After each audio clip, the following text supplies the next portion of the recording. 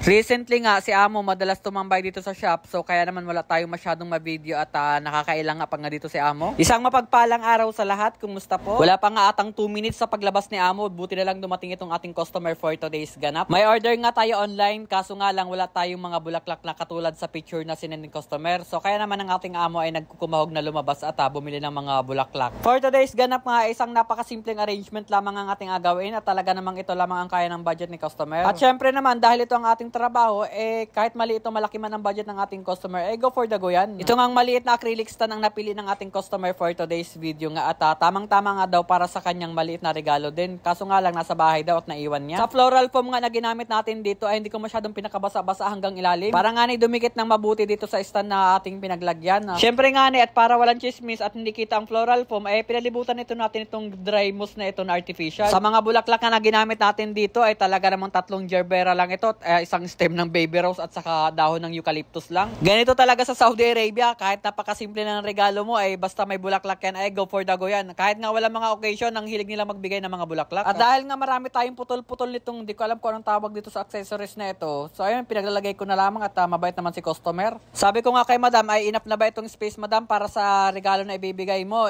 Sabi niya, saktong-sakto lang naman daw. Nilagyan din nga lang natin ito ng tong green-green na ito para naman matakpan itong floral foam at wala naman tayong ilalagay ng mga bulaklak. Ito nga ang regalo na pinagawa ng ating customer ay ibibigay daw niya sa kanyang sister at hindi ko naman alam ang occasion at hindi na ako nag-usisa ba. At talaga naman sobrang minadali nga natin itong arrangement ni madam at baka biglang dumating sa Amo ay naku mahirap na.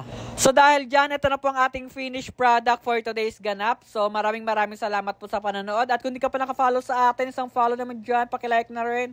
So hanggang sa muli, paalam!